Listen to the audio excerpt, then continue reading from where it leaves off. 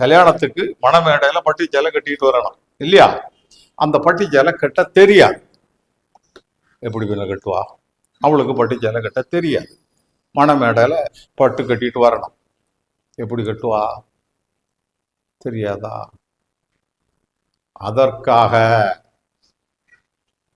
இந்த fashion technology படித்த பெண்கள் கட்டி விடுவதற்காக போவார்கள். அவங்களுக்கு ஒரு 45 மினிட் கஷ்டப்பட்டு எடுத்து கட்டி விடுவாங்க. மேக்கப் போட ஒருத்தி, நகை அணிவிக்க ஒருத்தி, பட்டுச்சேலை கட்டி விட ஒருத்தி. அந்த பட்டுச்சேலை கட்டி விடக்கூடியவளுக்கு சம்பளம் 2 லட்சம் ரூபாய். எத்தனை ரூபா? நம்புதீங்களா? நான் சொல்லுவது உண்மையா பொய்யான்னு பொய்யா இருக்குன்னு நினைக்குதியா, உண்மைன்னு நினைக்குதியா? தண்டவாளம் இல்லாம டிரைவர் ஓடுமா? ஓடாது.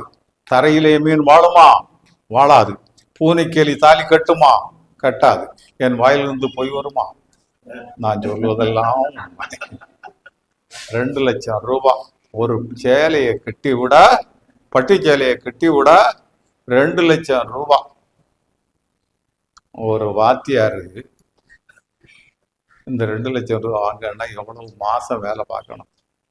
ஐயா வக்கீல், புகழ்பெற்ற மதுரை வழக்கறிஞர், அவர் அந்த 2 லட்சம் ரூபாய் வாங்கினா எவ்வளவு நாள் இங்க மதுரைக்கு போய் கஷ்டப்படணும்?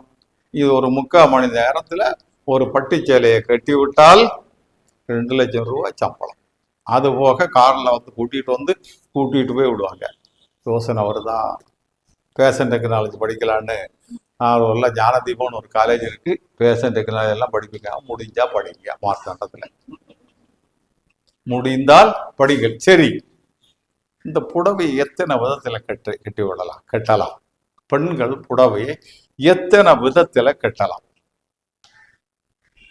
சொன்னால் பரிசு கொடுக்கப்படும். உனக்கு தெரியாடி, நீ சொன்ன தெரியாது.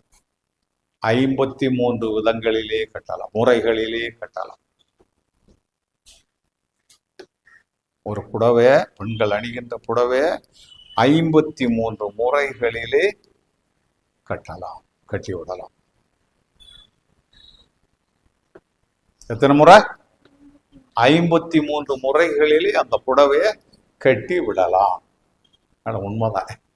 நான் படித்தது அந்த ஃபேஷன் டெக்னாலஜி பாடம் வந்தது, கிளாஸ் எடுக்கும்போது சொல்ல அதில் படித்தேன்.